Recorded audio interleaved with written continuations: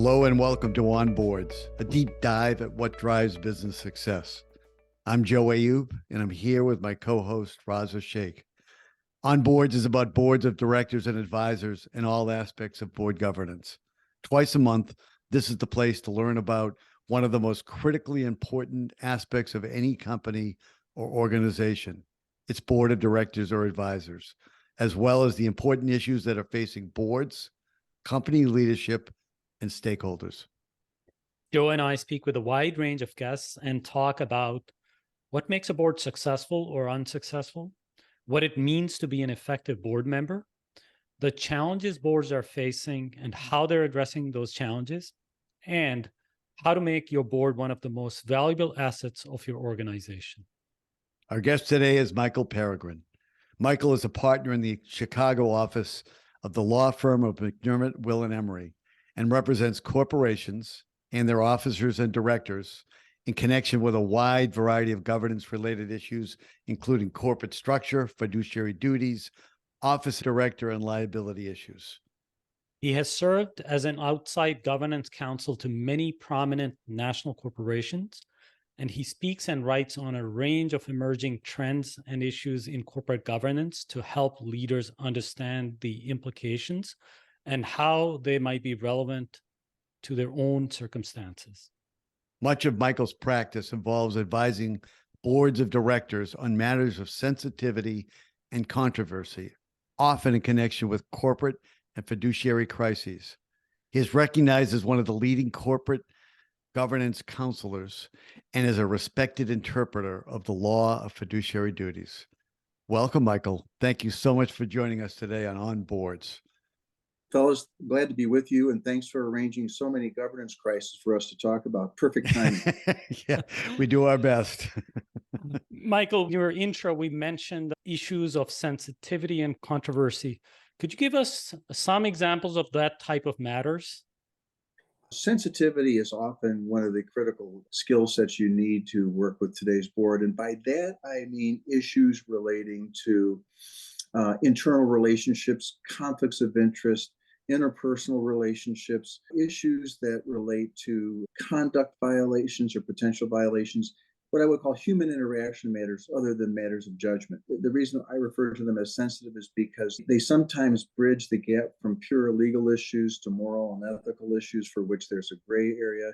And they often require a substantial amount of courage for the full board to address them. And they are perhaps the most explosive in the sense that they typically involve people of goodwill and faith. People are in conflicted situations where, in retrospect, they wish they hadn't. But again, the corporation has an expectation of conduct from them. And if they're unable to deliver it, then we have an issue. Maybe any war stories or calls from CEOs that you got without, of course, revealing any information? I think that the most difficult ones that I find probably lately fall into two categories. One will be the well-respected, very successful CEO who is just unable to make the shift to what I would call the modern board management dynamic with respect to engaging boards or particularly in supporting corporate compliance. Those are very difficult. I won't call it the shift from the imperial CEO to the modern CEO, but it's a situation where a CEO is just reluctant to acknowledge the full scope of the board's duties and responsibilities, just doesn't get it, and therefore is in direct conflict with the obligations of the board to engage in fiduciary responsible activity. The other kinds are situations involving sensitive or negative relationships between board members, conflicts of interest between board members, and sensitive relationships that involve tone at the top or lack of tone at the top. And I'm not talking necessarily just about Me Too obligations. I'm talking about more situations where it's kind of falls in the category of, come on, you should have known better than to do that. Well, there are a few things that have sparked conversation about governance in business more than the recent collapse of Silicon Valley Bank and Signature Bank. We could probably spend the next several weeks talking about this, but we'll do what we can in the next 20 minutes. Let's start with the likely reaction to what's happened. And I know you have a recent article on this that you really focus on one particular thing that you think is almost certainly going to happen in the boardroom. Well, Joe, as you and I have chatted in the past about this, when you have any kind of situation of a collapse in the banking industry and the finance industry where consumers are hurt directly, you're going to have everybody piling on. We can sit back and look. And what's interesting about this is not only are there allegations of failure of oversight by management and by the board, you also have allegations of failure of oversight by the Federal Reserve, which I think adds a kind of complexity. Everybody's going to be pointing fingers at everybody else, which means I think they'll be trying to outdo everybody else in the allegations of where they were at fault. But I think taking it from an immediate perspective, I think there's a risk that it will cause board members to overengage if they feel that they're in situations where management has not done enough in terms to inform them or advise them or keep them in the loop. When you have calls for much greater accountability of banking industry officers and directors and much greater financial penalties, like clawbacks or otherwise, I think people are going to be on the board saying, well, that's not going to happen on my watch. And the last thing I need is to have increased risk. So what am I going to do about it? I'm going to lean in much more hard on management, and we're going to have a much tighter leash on them, because I'm not going to be in a situation where the management team is separated or not fully disclosing to me or doesn't have a good reporting relationship to me. I'm going to get more involved. That, of course, leads to micromanagement, which is not good for the company as a whole. I kind of see, and I'd be interested in your perspective, I see a pullback by the board in terms of reliance on management and taking more on at the board level. And while that's understandable, I don't think that's good in the long term. Well, I certainly agree that what I would call overreaction would not be good. I wonder if the overreaction is in the wrong place, because it seems like had both management and board been doing what we all think of as their job here, this would not have happened. I know we don't have all the information. We're not likely to for a while, but my reaction is it's probably not necessary to clamp down and scrutinize more closely. The question is, why didn't they scrutinize at all? Why didn't they have a chief risk officer? Why didn't they do a lot of things to maybe hold this very, very aggressive and active CEO potentially more accountable for what he was doing?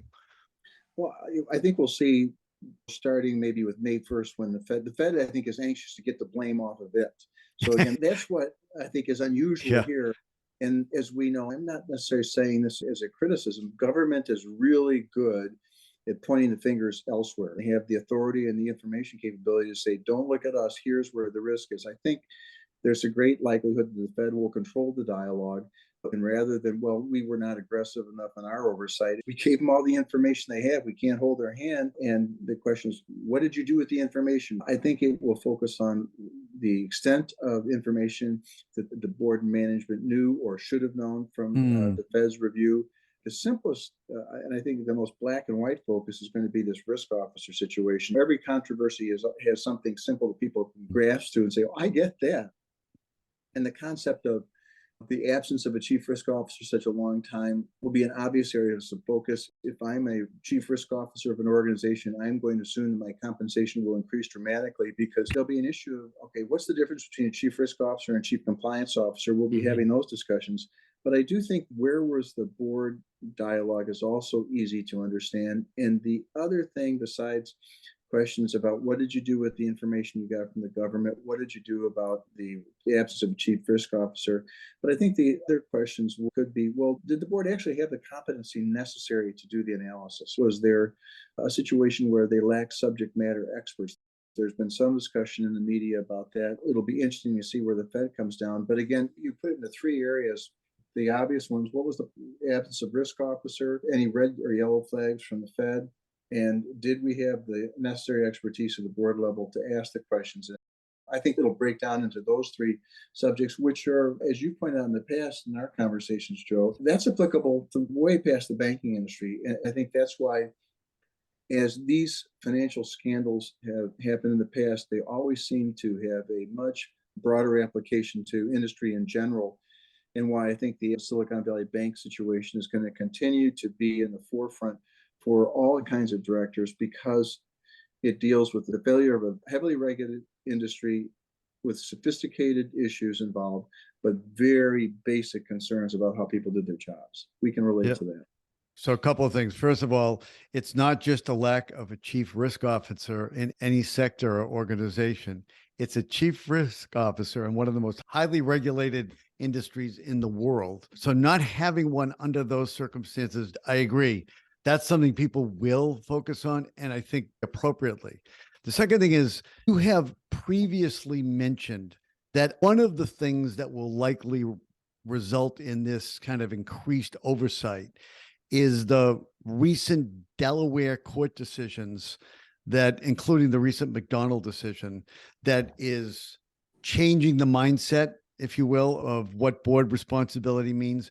Could you talk a little bit about that without Sure. getting into too much detail about the law? But where is the Delaware court going, and why is that going to be of concern? Well, I think, of course, have been going for the last 4 or 5 years on much greater focus on board engagement. I think that's just coming out of the pandemic. It's like a switch was flipped, and all of a sudden, the board's work portfolio and their responsibility is extraordinarily broad. In the McDonald's cases, we see a couple of things. We see a continuing confirmation of the obligation of the board to identify and address red flags. That's always a useful conversation. But what is particularly new is the conversation about corporate officers having the same fiduciary obligations as do board members. That's going to scare a lot of officers. I'm not sure it needs to, because I really don't think that the liability threshold for corporate officers is going to really change that much, but they will think it will. And it's important for the board to reach out and say, no, let's work together here. There is some interesting language in the cases that talk about the board having a right to sue the officers, but that's not constructive conversation. I think the focus is going to be ultimately on information flow. The corporate officers are deemed to be in a better position than board members to have that information, get it up there. In the prior cases in Caremark, it was focusing on the board's obligation to have an information system set up that they get the information.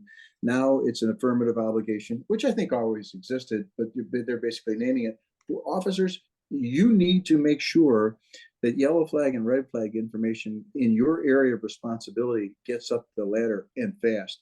Ultimately, this is a helpful conversation because it puts much greater light on the manner in which management supports the board with information flow about, as the court said, the compliance risks of the organization. In the near term, it's going to cause confusion at the officer level of, okay, am I just giving you information about my little area of the world? Or if I operate broadly, have a broad portfolio within the company, am I supposed to tell you everything that I know? Will there be the proverbial fire hose of information? Boards should be prepared to say, stop, that's enough. There's going to be a natural tendency of officers to totally, how can you blame them? So it's going to take a year or two, I think, for this to settle down. Ultimately, however, from a board perspective, anything that gets more information to them in a quicker timetable is good. One of the things you mentioned when we talked last week was that there would be more headwinds for ESG initiatives. Talk a little bit about why that reaction will occur and what you think about it. Regardless of what you feel about ESG, and I generally view it as E&S because I think the governance issues that are raised in ESG discussions are the same governance issues that any good board is going to address. We know right now that there is a high level of political pushback in some states and in Washington on ESG principles. That in and of itself could cause some boards to say, I'm not going to put my stack in right now on ESG until I see how this shakes out. But the real problem is, and I think we saw this right out of the box when Silicon Valley Bank shut down, is that those who strenuously oppose the concept of ESG will point to the philosophy and investment standards and board composition issues, the unique aspects of Silicon Valley Bank, and say, well, there you go. The fact that it was viewed as the favorite bank for, as they say, woke executives, all of this may be super unfair, but I think that there are circumstances that relate to, again, their corporate policies, their management style, their workplace culture, and most definitely their investment strategies that are going to give fodder to those who oppose ESG. And second of all, cause those who are equivocal about ESG to pause and say, well, maybe there's something to this pushback.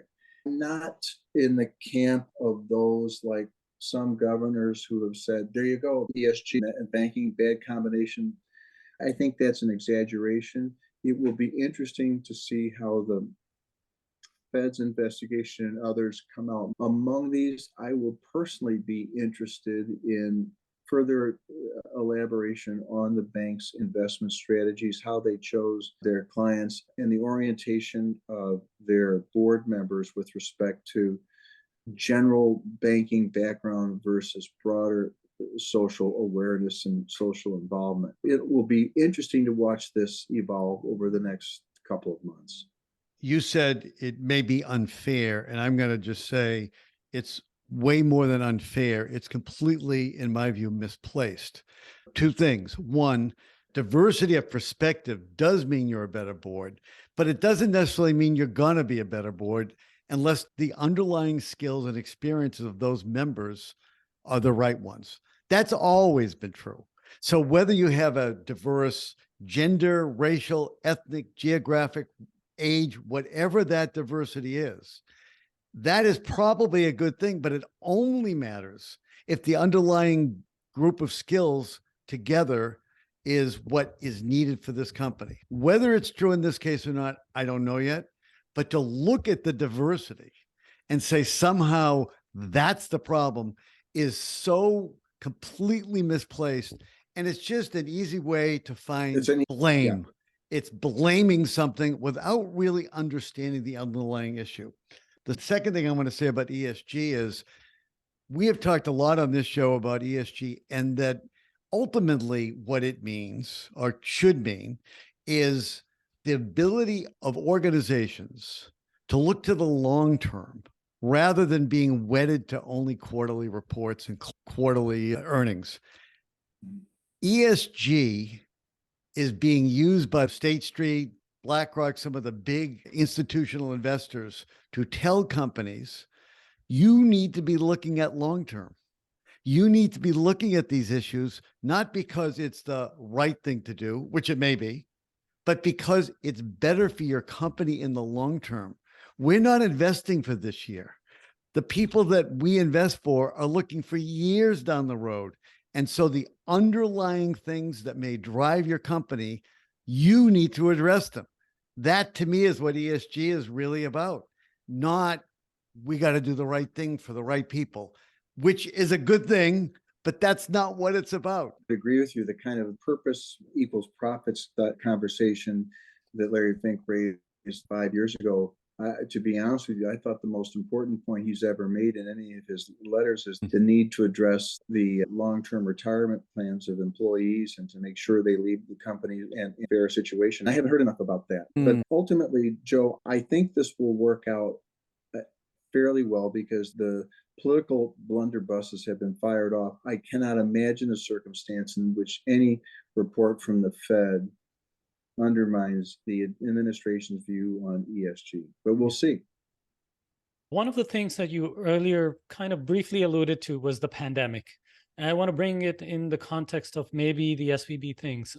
How has the pandemic changed boards? And was that kind of a factor in some of this? What have you seen in terms of changes for the board due to the pandemic? There are two aspects of that. And I would say I do think it's important that the SVB bank situation, commentators are suggesting that there were elements of the board practice that affected their performance. The meeting by Zoom, and I'm not sure about that. Someone who has to interview board members sometimes in contentious situations, is it better to see somebody in person? Absolutely. I want to read the body language, things of that nature. That's a credible point, and that's the first time that's been raised. We'll see where that goes. The work from home commitment, which included work from home by the executives, was specifically cited in the annual report as a problem. So I think these are issues that are going to get scrutiny. Generally speaking, for the last couple of years, I've seen the pandemic issue affecting industries in two ways. One is that I think for a period of 3 years, at least my experience is that boards have been reluctant to lean in on management because they felt, at least in 2021 and to a certain extent in 2022, and say, you guys have your hands full. We're going to lean off. We're going to let you run it. We're not going to beat on you. We're going to ease back on the throttle and let you get the ship back in the right course. That's been a level of authority that I think many CEOs have enjoyed. And I think for the most part, those who would pursue actions against board members, they've given a pass, but it's been less scrutiny than before. Now, however, whether, I don't know the right term, are we coming out of the pandemic? I'm not sure, I guess. I think things are returning to normal. Are seeking to reclaim their lost authority, and CEOs are not so willing to give it up. I think that is a separate aspect of the pandemic, which is important to consider and important for boards to confront that issue with management. The other thing I'll say, and this is kind of off the wall, but I believe it firmly, Joe, this goes to your broader point about ESG, and I do believe that boards have a social voice on the corporate platform to use, and some corporations have used that effectively over the last several years on major social issues like voting rights, abortion rights, things of that nature. Sometimes they get nailed by the states for doing so. But I think the other pandemic-related issue is it's in everybody's interest, and certainly the interest of corporate stability, to point out issues about preparation for the next pandemic. And if there's a sense, and goes to Mr. Fink's comment years ago, if government is not doing it, does the obligation fall on corporations? I personally think that the corporate social voice should be exercised to raise the attention of the consumer and others on whether or not we are prepared for the next level of pandemic or other type of disease, and things that relate to our ability to overcome that which we could not overcome the last 3 years. Can corporations start speaking out on that issue? I'd like to see that. Yeah, I agree. I do want to say that we talked about the Theranos board, the most infamous bad board in recent public history. And a number of people have raised that board in comparing it to the Silicon Valley board. And I just want to say, way too early to make that comparison. Theranos was about pure fraud.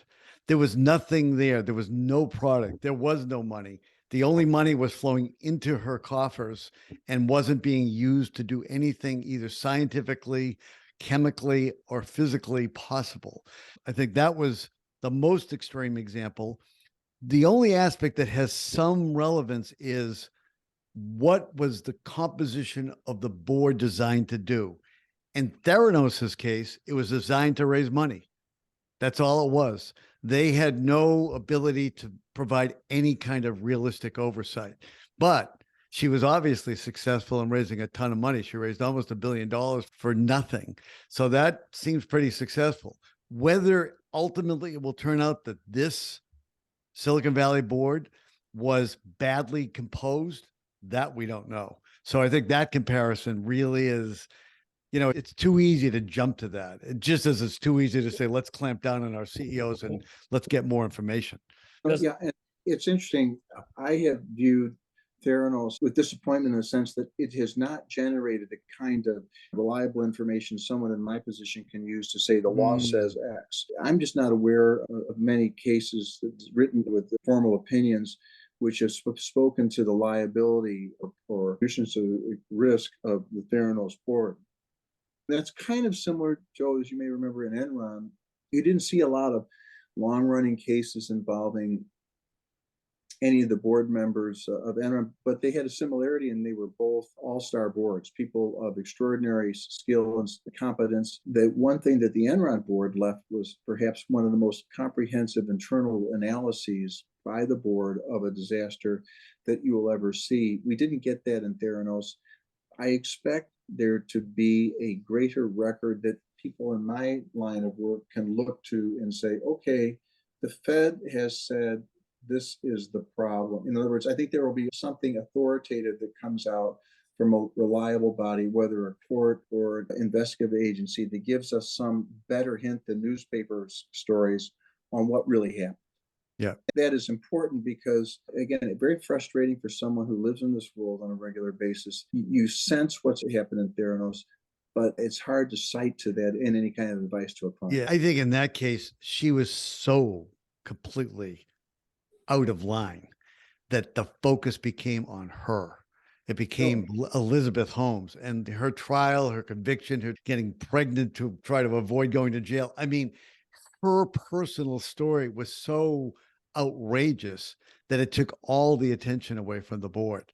So I think that's why we lost the benefit of learning anything other than bad boards lead to bad results. Well, But we've known that for a long time. it also raises the question of the obligation of the board when you have the messianic CEO. But again, there can be so much belief in that person that there's excessive reliance, excessive deference to that CEO when the board feels that that person has the magic beans to do the job. Michael, that's a cult. That's not a board. If you want to join a cult, good luck. But if you want to be on a board being mesmerized by your CEO, which might actually also be true for Silicon Valley Bank, he was preaching a certain approach to we're making lots of money. Who are we to get in the way of this? And so that maybe that was going on, but being mesmerized by the CEO is not an excuse. Because if you're going to do that, get off the board and go join a cult, put on your robe, do whatever you got to do. But that's not a boardroom thing. No, but unfortunately, we see boardrooms that fit that mold. Michael, this kind of seemed like, although I wouldn't quite call it a spectrum, but from one extreme to the other. On the softer side, does it mean that the business judgment rule might be changing or is under attack, where courts now think, well, there's no law against making bad judgments. Maybe the board just did that. I don't think it's under assault, Rose. I think this goes to my earlier comment about boards leaning in. I think that there will be greater efforts on boards to listen to their general counsel about process, about form. There will be a greater concept of memorializing the evaluation of risk profiles. But what does the business judgment rule say? It talks about good faith informed decision-making process. Again, I think you will see conservative boards making a special effort to make sure that they have read the material, that the record is clear, that they have asked incisive questions, that I think it's going to include a much greater focus on the question of abstention versus accusal. There is a difference, and I never get it right, but nevertheless, people are going to need to focus on actual or perceived conflicts. In other words, the steps that make the business judgment rule viable, and that's not a bad thing.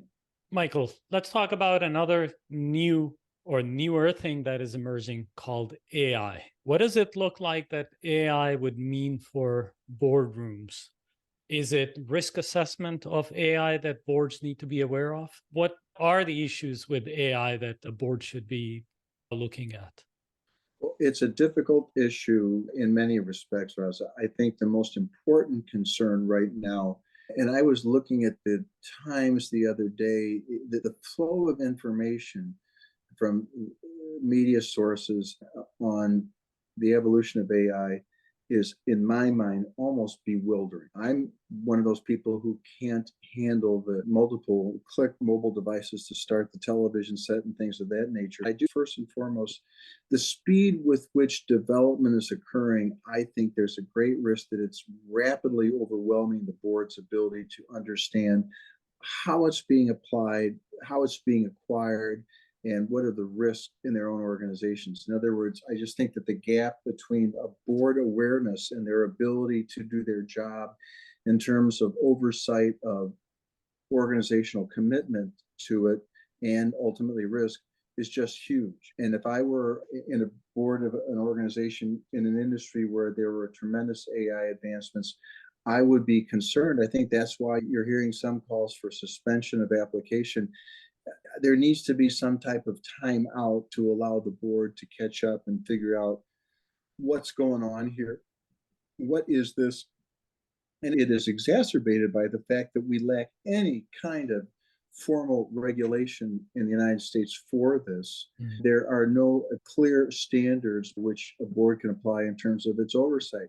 In my view, it's really the Wild West if you're a board member trying to manage the organization's use of AI, and the people, the IT folks who know what they're talking about, the physicians, the scientists who understand this all, are running far ahead of the board because the board just simply can't catch up with the information demand. Yeah. So, Michael, I would say this: we're not going to get a timeout. It's going to keep moving. And with no timeout in sight, doesn't it in some ways go back to board composition? If your board is in an industry where it's really on the cutting edge of AI and needs AI and it's moving in that direction, you need to have people on the board that can ask the questions that will help the rest of the board understand where you're going and, most importantly, where the risk is and what risk you want to take. Yeah, let's bring people in that know something about it.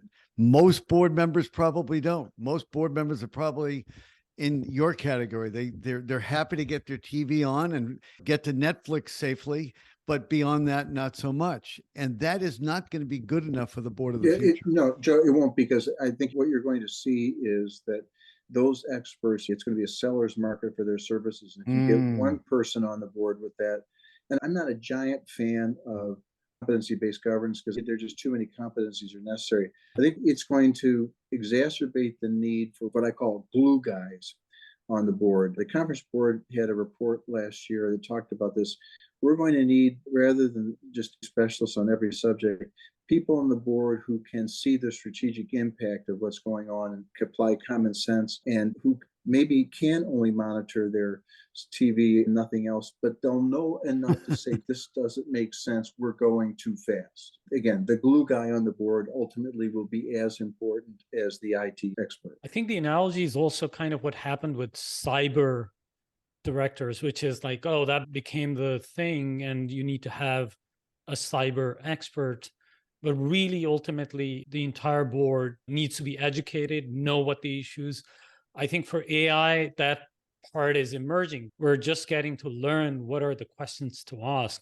Hey, for generative AI, does it mean that the company that generated it owns the copyright for the picture that it created?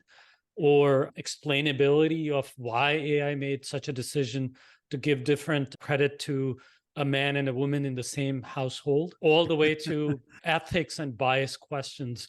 In other words, I feel that like the set of questions that need to be asked is also emerging at the same time that the field is emerging. So it is kind of like very interesting time for boards of how to grapple with that, especially if you are effective. And whether the majority of the board is confident in the information they're getting about what risks to ask. The absence of some type of uniform education for board members in this area is really disconcerting, because when we talk about risk and risk-based governance, when you don't have a really strong feel for the risk of your investment and its application, you're flying blind. That, I think, is going to be an extremely disconcerting position for boards to be in. Yeah. Well, on that very positive note, I want to thank you for speaking with us today and joining us on Boards. And thank you all for listening to On Boards with our guest, Michael Peregrine. Fellas, thank you so much. What a delightful conversation to have. Please visit our website at onboardspodcast.com. That's onboardspodcast.com. We'd love to hear your comments, suggestions, and feedback. And if you haven't already subscribed, please subscribe to our podcast on Apple Podcasts, Spotify, or wherever you get your podcasts. And remember to leave us a 5-star review. Please stay safe. Take care of yourselves, your families, and your communities as best you can. And we hope you'll tune in for the next episode of On Boards. Thanks.